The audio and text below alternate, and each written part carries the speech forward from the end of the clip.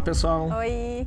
Hoje nós vamos falar sobre um alicerce importantíssimo, né? Você que tem acompanhado a nossa série, né? São uma série de alicerces, né, fundamentais, óbvio, alicerce é fundamental, dentro do casamento, dentro do matrimônio. E hoje nós queremos falar sobre domínio próprio. Inclusive, se você pegar o próprio texto de Gálatas, fala que o domínio próprio é um dos frutos, né? Uma das características, manifestações do próprio Espírito Santo.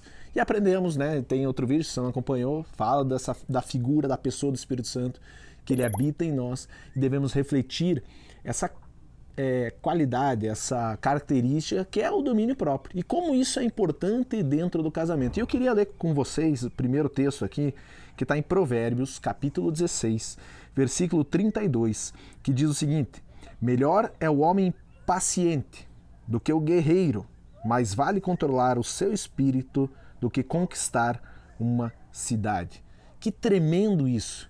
Muitas vezes a gente olha esse texto e a gente, conquisto tanto no meu trabalho, conquisto tanto na minha profissão, sou um homem guerreiro, valente, e aqui o guerreiro está muito voltado realmente para o nosso labor, nosso trabalho que a gente faz. E aí muitas vezes nós somos, mas aí a gente chega dentro de casa e a gente não consegue controlar o nosso espírito, não consegue controlar a nós mesmos, a gente não tem domínio sobre nós mesmos, sobre os nossos atos, a nossa língua, e a gente muitas vezes acaba descontando isso dentro de casa, esposa, filhos. Como é importante a gente realmente ter esse domínio, né? Até porque as frustrações, os problemas, eles vão vir, né? Faz parte da nossa vida. Agora, a forma como a gente vai lidar com esses problemas, essas frustrações, aí que mora a diferença de quem tem o domínio próprio e de quem não tem, né? Quem tem o domínio próprio, com a ajuda do Espírito Santo, vai conseguir resolver, vai conseguir expor o seu sentimento de uma forma muito mais branda, muito mais tranquila do que aquela pessoa que se deixa levar pela ira, né? Até tem um texto, tô sem ele aqui, né, que fala: irai-vos, mas não pequeis. Então nós podemos sim nos irar, nós podemos sim não gostar de alguma situação.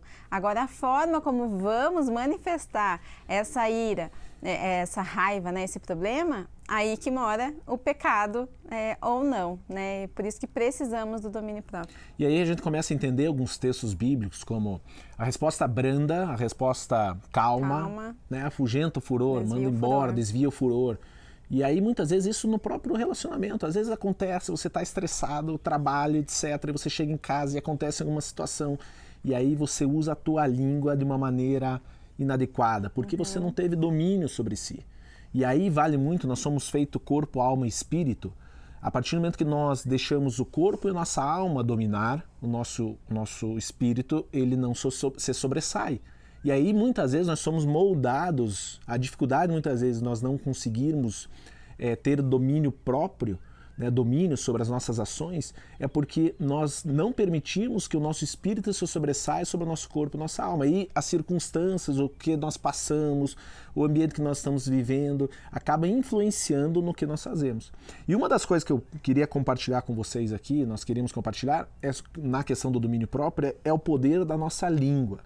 Porque uma das ferramentas, uma das formas que é uma materialização de você não ter domínio próprio, é você usar a tua língua de uma maneira errada. Na grande maioria das vezes é com a língua. Gente, se você olha depois, leia o livro de Tiago, fala muito sobre isso, o poder da nossa palavra, o poder da nossa língua, né? O poder de vida e de morte.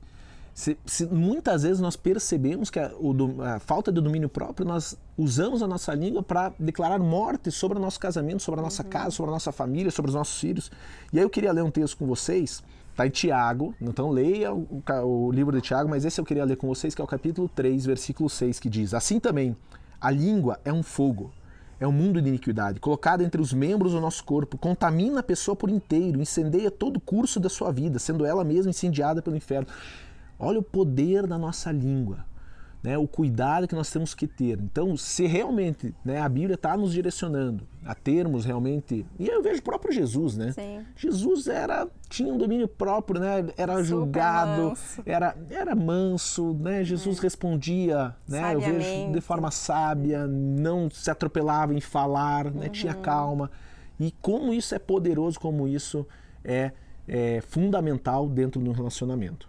Acho que um ponto bem prático, assim, né? Quando a gente está numa situação que a gente vai ver que vai perder o controle, nessa hora, o nosso cérebro tem um pouquinho de dificuldade de raciocinar, né? A parte da emoção acaba dominando, mas o Espírito Santo nos ajuda a racionalizar nesse momento e pensar que tipo de resultado eu quero obter com essa situação, independente do que esteja acontecendo, que está tirando você do prumo ali, do teu emocional bom, centrado.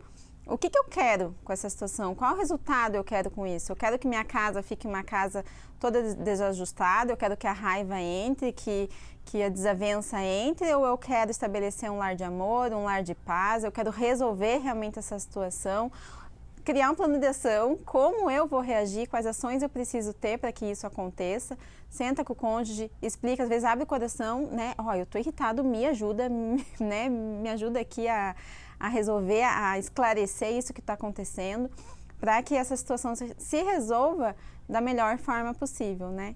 Então, convidar realmente o Espírito Santo nessa situação para que o domínio próprio, ele se estabeleça dentro da vida de vocês. E seja um pilar na tua vida, uma característica, a partir do momento que nós somos imitadores de Cristo, precisamos sim refletir o domínio próprio nas nossas ações. Sim, em toda e nada situação. mais certo de nós treinarmos isso dentro do nosso lar, com nossas esposas, nossos maridos, né?